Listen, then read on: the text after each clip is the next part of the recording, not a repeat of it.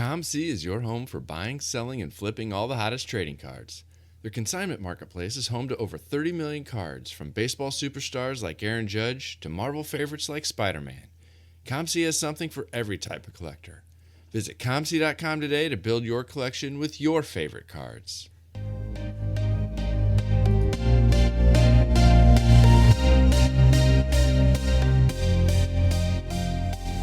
You're listening to the WaxPackHero Sports Card Minute, a podcast where we discuss both the hobby and business sides of collecting. I'm your host, Mike Summer, and I want to help you buy, sell, and trade your way into a collection you'll love. Well, hello everybody, and welcome to the WaxPackHero Sports Card Minute.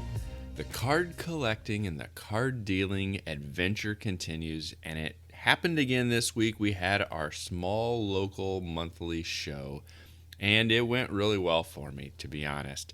I wasn't sure exactly how things would be. There was a big show up in the Chicago area yesterday, and there was also another show that was about an hour from us in Central Illinois, and so we had some competition for our local show this last weekend, and it still went pretty well for me. But what sold the best for me, because you never know what's going to sell one weekend to the next, but what sold the best for me this weekend was vintage. I had a few customers come in who were big vintage set builders, and they were going through my vintage sets, and especially my 1960 doubles, where I have a significant number of high number doubles, and they were picking out some of those doubles. They were going through my other 70s sets, picking out some of the stars and comments that they needed for their complete sets, and even some football vintage was in demand this weekend too. And so it was a big vintage weekend for me, as well as my quarter boxes. They continue to be popular. So those boxes that I've got of stars from the four big sports plus wrestling and entertainment that are all 25 cents to $1, those were very popular as well. I probably sold somewhere in the neighborhood of 6,000 cards out of those quarter boxes this last weekend too. And so the low end and the vintage end were what were in demand this last weekend, and I was also excited because I got to add to my own PC. I picked up a PSA 9 2007 Topps Chrome The Rock, kind of the heritage version of that, and I also picked up a 1960 Willie Mays that I needed to go towards my 1960 set. I think I'm down to 14 cards that I still need for that 1960 set. So it was a really fun weekend in the hobby for me. Made some money, was able to use that to buy a couple PC cards and have some in reserves for those next collections that walk in the door. Our main topic today, no interview guest today. We're going to cover and review a couple of Upper Deck products.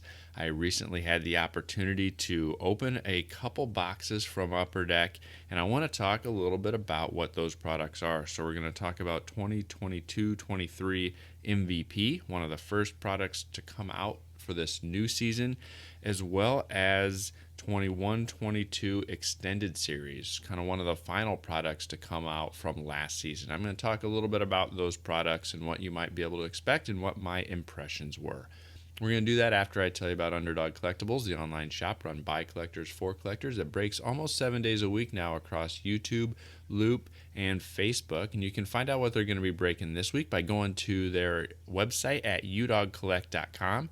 You can also visit them in their brick and mortar shop in Knoxville, Tennessee to see their full selection of wax, singles, supplies, even watch some of those breaks live and in the shop. And if you want to take advantage of them being a approved group submitter to SGC, you can learn more about that at udogcollect.com as well. And when you check them out, make sure you tell them that WaxPackHero sent you. All right, let's kick things off by talking about 2022-23 Upper Deck MVP. Now, this is a long-standing product. It's one of them that has been around for a long time. Collectors have come to expect it as one of the products that kicks off the upcoming hockey season. But because of that, that is also probably one of the biggest downsides of MVP, is that it is produced and it is designed so early that it doesn't really have the opportunity to have the brand new rookie class included in the product at all. And so you really don't get a chance to have any new rookies in there There are some rookies that come as redemptions that are issued later on, but it's not a very rookie-heavy focus with this product, and that's one of the things that people don't like. Young Guns in the Series 1 comes out a couple months later. That's when you start to see some of that rookie class get their first cards, but you don't really get a chance to do that with MVP. So I'm going to go ahead and start off with probably one of the downsides. Now, this is a product that is an entry-level product. It retails for probably somewhere around $50 a box when it first comes out. There are years where it might be a little bit higher. There are also years where if you wait a few months, you can start to get MVP a little bit under that price. But somewhere around $50 a box or so is what you can expect to pay for MVP. The quality of the cards themselves seem really nice. They kind of have a glossy finish. There's a pretty good quality this year. Over the last couple of years, we saw a little bit of a situation where some of their printing technology wasn't working quite as well as Upper Deck would have hoped, and there were some cards coming out of the pack with some damage, but that did not seem to be the case at all with these MVP cards. There's a 250 card base set with these where cards 1 through 100 are standard, and cards 200 through 250 are considered short prints, but it's not overly short, right? The odds for these short prints are 1 in 2 packs for hobby packs and 1 in 4 retail packs. And so while they are a little bit shorter than cards 1 through 200, they're not overly short or overly difficult to obtain. One of the foundations for MVP is also parallels. And while there are a number of parallels, it's nothing like we see for Prism or some of the others.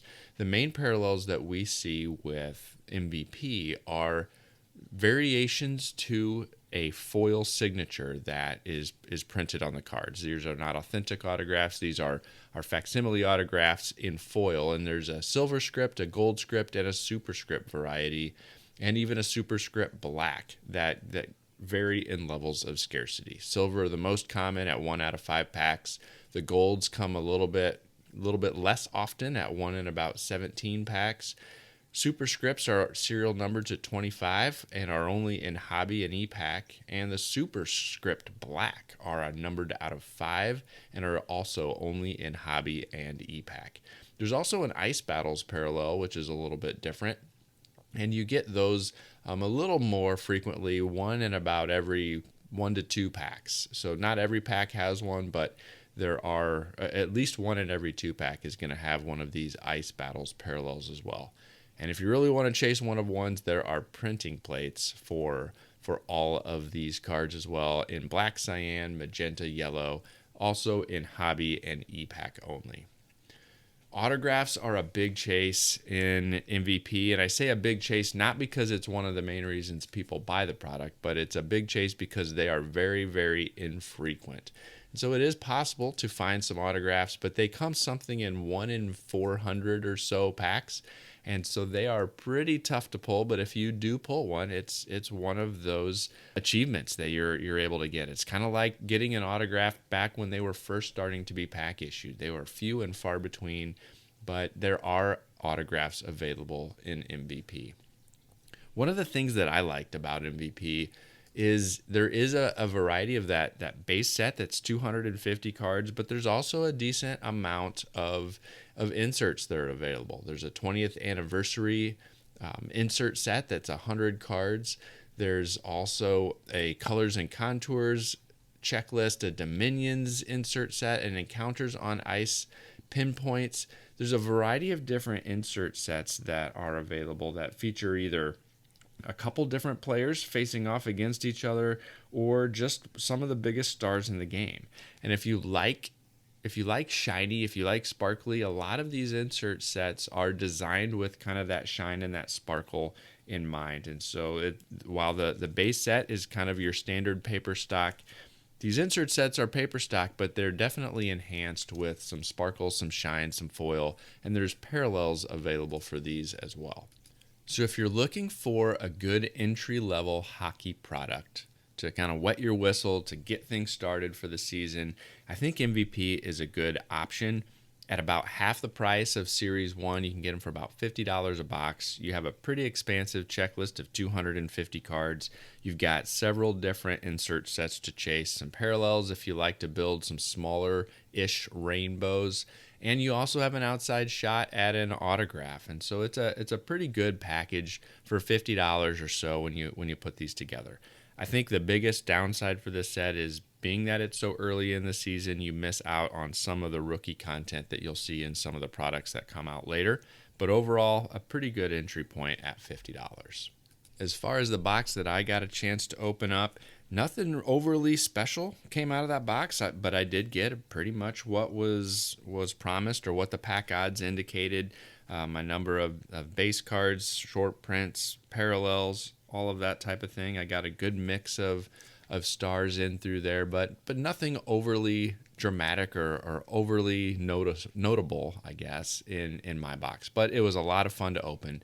Would definitely recommend checking it out. All right, the next product that I want to talk about is 2021-22 Upper Deck Extended Series Hockey. And this is the second year in a row that we saw Upper Deck release an extended series of their base product to close out the year, and it's pretty much very similar to what you would expect to see from a typical Series 1 or Series 2 product. It's a 250 card set with 200 base cards and another 50 Young Guns added on. And so these cards get numbered from 501, where the Series 2 leaves off, and go all the way up to 750 with the final Young Gun of the year. As you would expect, the canvas cards continue as one of the inserts in the extended series here. And to be honest, I like the canvas cards better than the base cards for these products. I would almost go and forego putting together a base set of Upper Deck Hockey and just put together the full set of canvas cards each year, because between the base canvas and the Young Guns in canvas, the photo quality, the texture on the cards, the canvas are some of my favorite pieces of all of these Upper Deck Hockey products. One of the favorite things that I like about Extended Series over Series 1 and Series 2 is the focus on insert cards. If you're not familiar as much with hockey, and maybe you're more familiar with some of the other sports, think about Chronicles from Panini's lineup. The way that they do Chronicles for their sports, where they pull together and put together a set of cards that is based on a lot of other designs from the past, from other products. That's what Upper Deck is doing with the inserts with this extended series set. They take some products that don't necessarily always have their own dedicated hockey cards or hockey product, and they put them in as inserts. And there are so many inserts that you're not even going to get one of these inserts from each of these product lines in a hobby box. It could take more to put that together, but there's a huge variety. You've got, like I said before, your canvas cards. You've got UD3 as an option. You've got some retro products. You've got SPX is an option. Reflections, holographics is an option with some different parallels. Black Diamond, which does have its own product, but there's a Black Diamond version in this as well, and a ton of others. And so you've got your base set, the parallels that go with that, the autographs and relics that can come with that.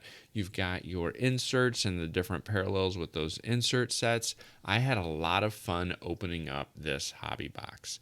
Now, I didn't get any traditional hits, but I did get, my hit was a black parallel of a UD Canvas Young Guns card that was pretty nice. And so I was really happy with that. I had a ton of fun opening up this extended series hockey. I like that it combines some of the players that you saw in Series 1 and Series 2 with some of the different kind of all-star subsets and things like that. The inserts were a ton of fun to track down and to chase and to kind of rediscover some sets from the past. I had a lot of fun opening up this extended series hockey. And this is one that currently is running about between $95 and $110 or so. Kind of depends on where you buy it. I've seen some on sale on some of the online marketplaces for about $90 to $95 a box. It's available on ePack for a little over $100, I believe. And that gives you the opportunity to also kind of consolidate some of the base cards into some exclusive parallels. but I had a lot of fun with extended series hockey, and I would encourage you to consider that as well if you're looking for something to kind of be affordable and close out last year's season, get some of those young guns and have some fun. Like the athletes we admire, the Sports Card Shop is changing the game.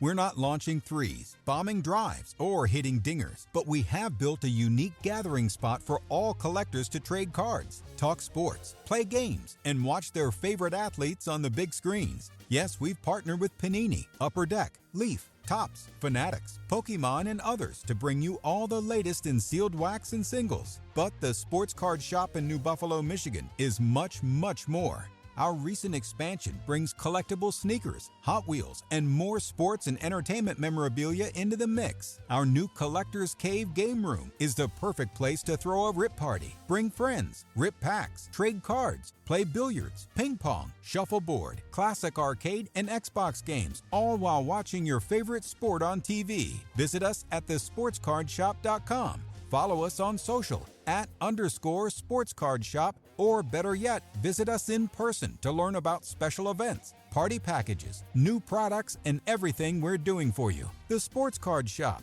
connecting people, sports, and the hobby around the world.